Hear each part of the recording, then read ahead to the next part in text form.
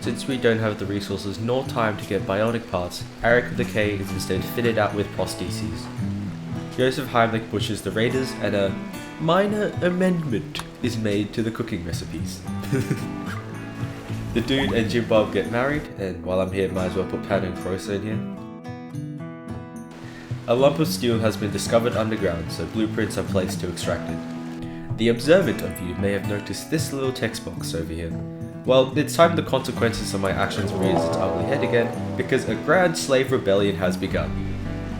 I cannot emphasize just how minor the inconvenience was. Like, Crocer was drafted next to a riding slave and they just collapsed when they sneezed on them.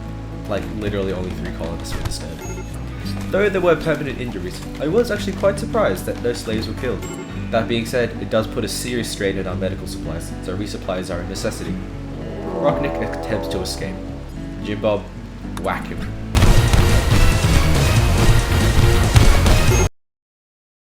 We have received a quest to harbour 2 sanguiphages. They arrive near the end of the day. The psychic drone intensifies, which is concerning. Dealing with the drone before it gets too strong will be the next priority. Today was designated a recovery day, so the colony takes it easy for a bit to recover. And we're out of wood again, so let's go get some. Joseph Heimlich and Grass get engaged, and we'll have a wedding soon. The food stores are getting really cramped, so the fermenting barrels are being relocated in preparation of a pantry expansion. Militor has been successfully revived, and Mivlitor begins to be gestated. I remember that sanguiphages require death breath caskets, so a blueprint for one is placed. Sutharash becomes obsessed with corpses.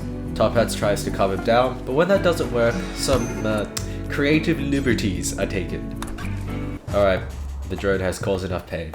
Time to take care of him. Pan is assigned to the mortar, and it gives the colony an opportunity to test its efficacy. The terrain isn't the greatest though, so some holes are carved out in the walls so the colony can cover as much space as possible. And all that's left is to give the mechanoids guarding the droner a little wake-up call.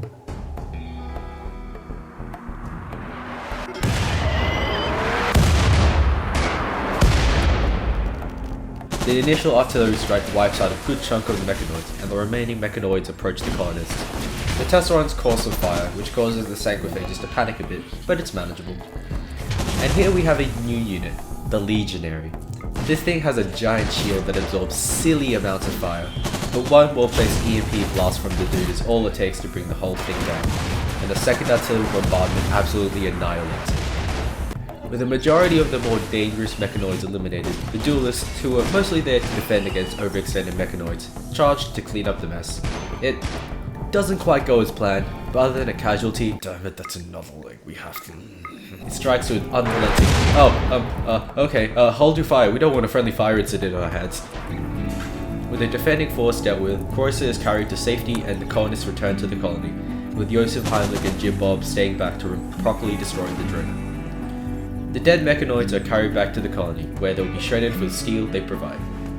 The colonists recover from their wounds, but since there was both artillery and actual planning, the damages was much less severe than they were 3 days ago.